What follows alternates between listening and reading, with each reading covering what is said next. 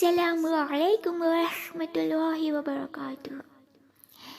ہم آگے کے سبق میں حروف حلقیہ، حروف لغویہ اور حروف شجریہ کے بارے میں جان چکے کہ حروف حلقیہ حلق سے ادا ہونے والے حروف کو کہتے ہیں اور حروف لغویہ کوے سے ادا ہونے والے حروف کو کہتے ہیں، اور حروف شجریہ بیچ زبان سے ادا ہونے والے حروف کو کہتے ہیں، کیونکہ شجریہ بیچ زبان کو کہتے ہیں، اس وجہ سے ان حروف کا نام ہے حروف شجریہ۔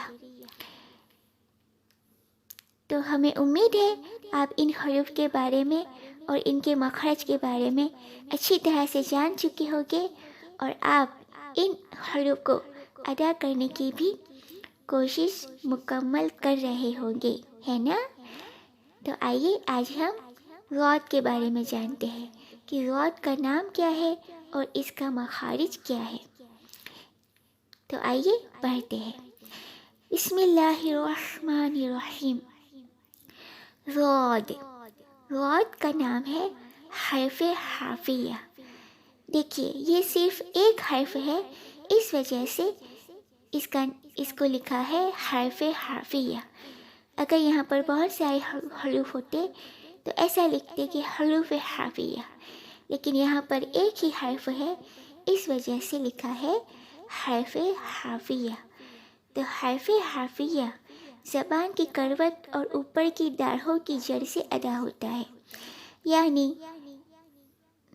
زبان کا جو بغلی کنارہ ہے نا، جو دائیں ہے جو بائیں ہے، اس کنارے کو حافہ کہتے ہیں، یعنی دایاں کنارہ یا تو بایاں کنارہ، اس کو کیا کہتے ہیں؟ حافہ کہتے ہیں۔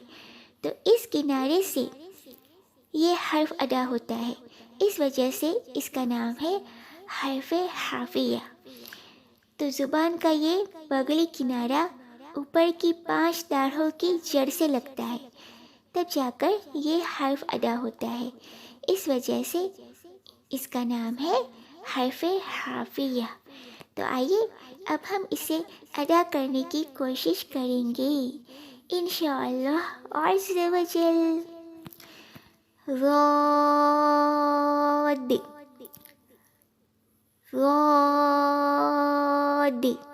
دیکھیے آپ کو کچھ نہیں کرنا، آپ کو صرف یہ کرنا ہے زبان کا جو سائڈ کا کنارہ ہے نا، بغلی کنارہ، اس کو اوپر کی 5 داڑھوں کی جڑ سے لگا دیجیے، یعنی اوپر کی 5 داڑھ ہے نا، تو 5 داڑھوں کی جو جڑ ہے نا اس کے اوپر لگا دیجیے، تو دعات بہت ہی آسانی سے ادا ہوگا۔ دیکھیے اسے دعات بھی پڑھتے ہیں اور پڑھ سکتے ہیں، لیکن سب سے بہتر اور سب سے صحیح طریقہ یہ ہے کہ ہم غوط پڑھیں، کیونکہ یہی صحیح طریقہ ہے، کیونکہ جب ہم حضرت پڑھتے ہیں، حضور پڑھتے ہیں، رضا پڑھتے ہیں، تو ان سب الفاظوں میں غوط ہی ہے، لیکن ہم اس کو غوط کی طرح نہیں پڑھتے۔ رضا، حضرت، حضور ایسا نہیں پڑھتے، کیونکہ غوط پڑھنا صحیح ہے، اسی وجہ سے ہم ان الفاظوں میں غوط ہی پڑھتے ہیں۔ تو ہمیں امید ہے آپ سمجھ گئے ہوگے کہ غوط کو غوط نہیں بلکہ غوط پڑھنا ہے نا؟ تو آئیے اب ہم مخرج کو اچھی طرح سے سمجھتے ہیں اور اچھی طرح سے ادا کرتے ہیں انشاءاللہ عز و جل۔ دیکھیے زبان کے بغلی کنارے کو اوپر کی 5 داڑھوں کے جڑ سے لگائیے۔ ریڈی؟ چلیے شروع کرتے ہیں۔ غاد، غاد، غاد۔ دیکھیے ادا ہوا آپ سے؟ کوشش کریے زبان کا بغلی کنارہ اوپر کی 5 داڑھوں سے لگائیے۔ دیکھیے یہ بہت ہی آسان ہے، اسے آپ مشکل بالکل بھی مت سمجھیے۔ زندگی میں کچھ بھی مشکل نہیں، جب تک ہم کسی کام کو مشکل نہیں سمجھتے وہاں تک ہر کام ہمارے لیے آسان ہی ہوتا ہے۔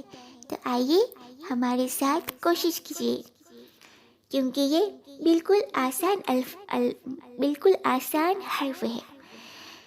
تو شروع کریں؟ چلیے، ضاد، ضاد، ضاد۔ دیکھیے اس میں ضاد الف زبر، ضاد واو الف زبر ضا، دال ساکن ضاد، یعنی واو کی آواز مت آنے دینا، یہ صرف ضاد ہے، اسے اسی کے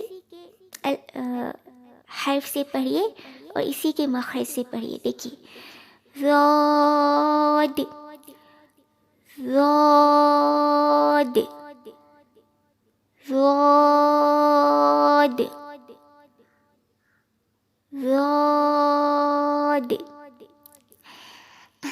تو ہمیں امید ہے آپ کو سمجھ میں آ گیا ہوگا اور آپ اس طرح سے ادا کرنے میں ضرور کامیاب ہوگے انشاءاللہ عز و جل۔